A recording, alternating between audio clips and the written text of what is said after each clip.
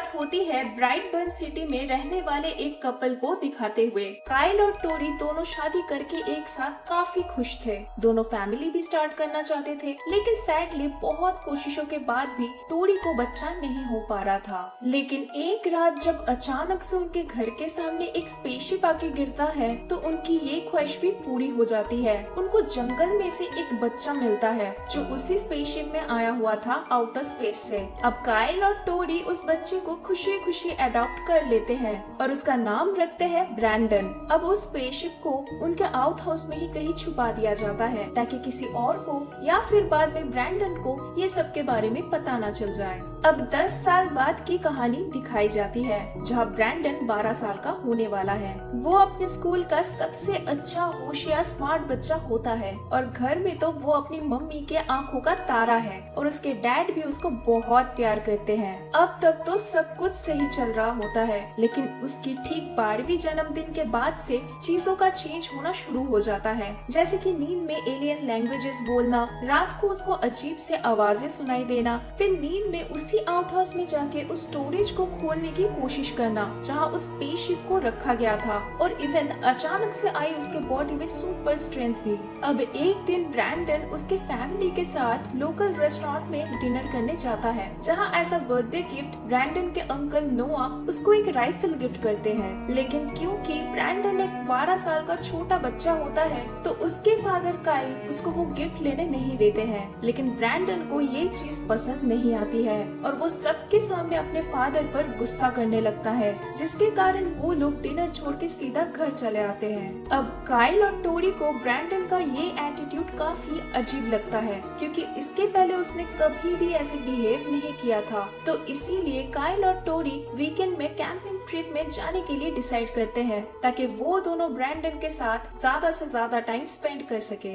अब एक दिन सुबह काइल नोटिस करते हैं कि ब्रैंडन खाना खाते टाइम फूड को चबा गया है, और इधर टोरी को ब्रैंडन के रूम में से कुछ ह्यूमन ऑर्गन्स के पिक्चर्स के साथ साथ लड़कियों की हाफ न्यूड पिक्स भी मिलती है। इधर काइल को समझ आने लगता है कि ब्रैंडन के साथ कुछ तो अजीब है। हालांकि काइल और टोरी को शुरू से ही पता थी कि ब्रैंडन बाकी इंसानों से थोड़ा अलग है, क्योंकि वो बचपन से ही सुपर हेल्दी रहा है। ना कभी उसको चोटें लगी है, हड्डी टूटी है और ना कभी वो ब्लीड आउट हुआ है। अब काइल और टोरी सोचते हैं कि ब्रैंडन बड़ा हो रहा है और इसीलिए शायद उसके अंदर फिजिकली एंड मेंटली बहुत सारे चेंजेस आ रहे हैं, और इसीलिए वो दोनों डिसाइड करते हैं कि काइल एज अ फादर इस बारे में ब्रैंडन से बात करेंगे एंड उसको समझाएंगे। अब कैंपिंग ट्रिप के दौरान रात में ब्रैंडन टेंट से गायब हो जाता है और उसी के क्लास में पढ़ने वाली एक लड़की केटलिन के घर में उसको स्टॉक करने चला जाता है। इसके बाद नेक्स्ट डे वो अपने घर के ही पोल्ट्री फार्म में चिकन्स को अजीब तरीके से घूरने लगता है, और आधी रात को काइल और टोरी के सो जाने के बाद वो सारे चिकन्स को मार डालता है।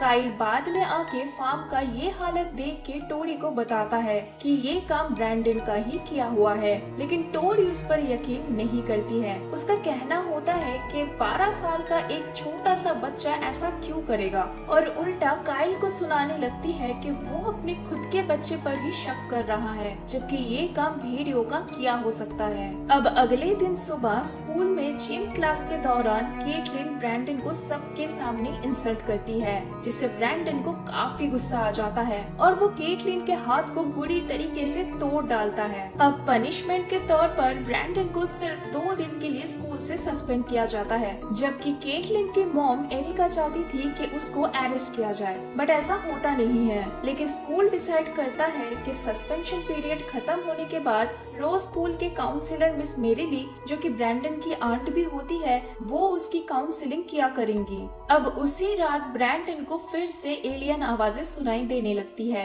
और वो चला जाता है उसी स्पेसशिप के पास जहाँ उसको स्टोर किया गया था। वो अपने हाथ से लॉक को तोड़ डालता है और वही एलियन लैंग्वेज को दोहराते हुए उधर ही हवा में उड़ने लगता है। जब टोरी को आउट हाउस से रेड लाइट नजर आती है तो वो समझ जाती है कि ब्रैंडन ने स्पेसशिप को ढूंढ लिया है। वो जैसे ही वहाँ जाके ब्रैंडन को बुलाती है, वो स्पेसशिप बंद हो जाता है और ब्रैंडन उधर ही गिर जाता है और स्पेसशिप से लग के उसके हाथ में पहली बार चोट आती है। अब तक ब्रैंडन को यही पता था कि उसको किसी एजेंसी से अडॉप्ट किया गया है, बट आज इस हादसे के बाद टोरी को सब कुछ सच सच बताना पड़ता है, जिसको सुनने के बाद ब्रैंडन काफी गुस्सा हो जाता है और इसी गुस्से में वो उस एलियन मैसेज को भी क्रैक कर लेता है जो उसी स्पेसशिप से आता रहता है, जिसका मतलब निकलता है टेक द वर्ल्ड, यानी पूरे दुनिया को कब्जे में कर लो।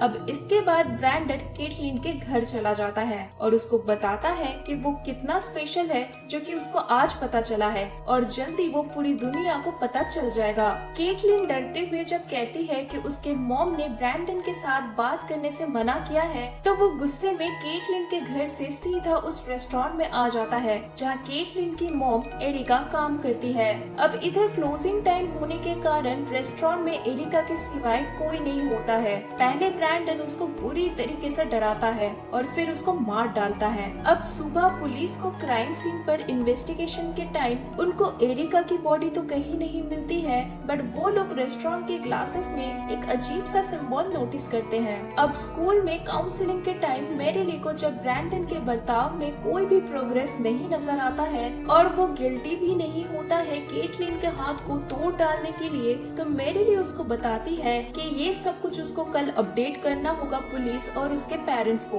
अब इसके बाद रात को ब्रैंडन उसके आंट के घर चला जाता है और मैरिली को धमकाता है कि उसके लिए अच्छा नहीं होगा अगर वो पुलिस या फिर उसके पेरेंट्स को उसके बारे में कुछ भी बताती है तो। लेकिन मैरिली दरवाजा बंद कर देती है और उसको घर जाने के लिए कहती है। अब इसके बाद घर में ब्रैंडन के अंकल नोआ आ जाते हैं और ब्रैंडन को उनके क्लोजेट में छुपते हुए देख लेते हैं। वो ब्रैंडन को डांटते हुए उसके घर लेके जा ही रहे थे कि ब्रैंडन अपने अंकल पर हमला कर देता है। नोआ बचने के लिए कार लेके वहाँ से भागने की कोशिश तो करते हैं, लेकिन ब्रैंडन नोआ को बहुत ही बेरहमी से मार डालता है और नोआ के ब्लड से वही सेम सिंबल ड्रॉ करता है जैसे कि एरिका के क्राइम सीन पर पुलिस को मिला था।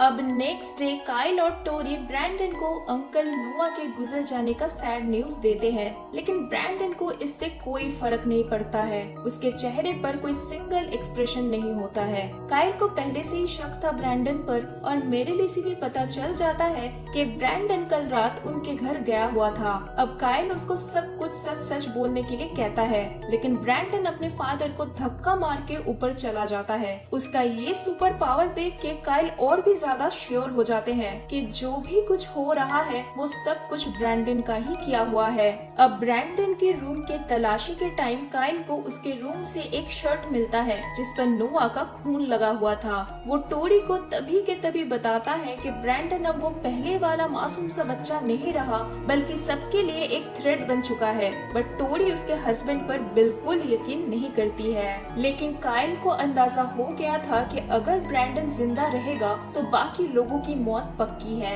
और इसीलिए वो ना चाहते हुए भी मजबूरन उसको शिकार के बहाने ट्रिप में लेके जाते हैं और मारने की कोशिश करते हैं। लेकिन गोली लगने के बाद भी ब्रैंडन को कुछ नहीं होता है। अब जब काइल को रियलाइज होता है कि ब्रैंडन को ऐसे मारा नहीं जा सकता है तो वो उससे माफी मांगने लगता है, लेकिन ब्रैंडन उसके फादर को मार डालता है। अब इधर ब्रैंडन के घर में एक पुलिस ऑफिसर आया हुआ होता है जो कि एरिका और नोआ की मौत को इन्वेस्टिगेट कर रहा था। एरिका की बेटी केटलिन और नोआ की वाइफ मैरिली दोनों के बयानों के बाद उनको भी ब्रैंडन पर शक था और उनको लगता है कि क्राइम सीन पर जो सिंबल मिला हुआ है वो शायद ब्रैंडन का सिग्नेचर है। डबल बी मतलब ब्रैंडन ब्रायर। अब टोरी पिक्चर देख के इस सिंबल को पहचान तो लेती है, लेकिन पुलिस को कुछ नहीं बताती। अब पुलिस के जाने के बाद वो जल्दी ब्रैंडन के रूम में चली जाती है। ब्रैंडन के नोटबुक पर टोरी को वही सेम सिंबल और एरिका एंड नोआ के मरने का मोमेंट भी ड्रॉ किया हुआ मिलता है। अब सब कुछ पता लगने के बाद टोरी काइल को कॉल लगाती है, लेकिन फोन ब्रैंडन उठाता है और बताता है कि काइल अब नहीं रहा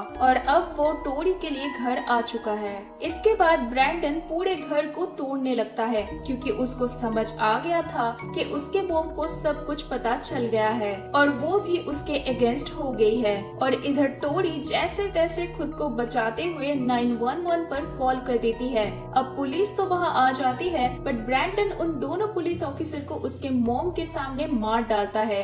अब यही सब चलते टोरी को याद आता है कि वो शिप ब्रैंडन को हर्ट कर सकता है और इसीलिए वो जैसे तैसे आउट हाउस में पहुंच जाती है उस स्पेसशिप के पास, लेकिन वहाँ उसको एरिका की कटी हुई लाश मिलती है। टोरी जल्दी से शिप का एक टुकड़ा वहाँ से ले लेती है। जब ब्रैंडन वहाँ आता है तो टोरी उसको हग करके प्यार से समझाने की कोशिश करती है और पीछे से उसी शिप के टुकड़े से उसको स्टैब करने जाती है, लेकिन ब्रैंडन टोरी का हाथ पकड़ लेता है। अब गुस्से में ब्रैंडन टोरी को लेकर आसमान की ऊंचाइयों में चला जाता है और अपने मॉम को मारने के लिए वहाँ से फेंक देता है। अब राइट आफ्टर उसके मॉम को फेंकने के बाद ही ब्रैंडन के नजदीक एक पैसेंजर प्लेन आते हुए दिखाया जाता है। नेक्स्ट डे न्यूज में बताया जाता है कि वही पैसेंजर प्लेन काइल और टोरी के घर के ऊपर क्रैश हुआ है और इस क्रैश में सारे पैसेंजर्स के साथ साथ काइल और टोरी भी मर गए हैं और सिर्फ उनका बेटा ब्रैंडन इस हादसे को सरवाइव कर पाया है। लेकिन हम व्यूअर्स को साफ पता होता है कि ये न्यूज गलत है।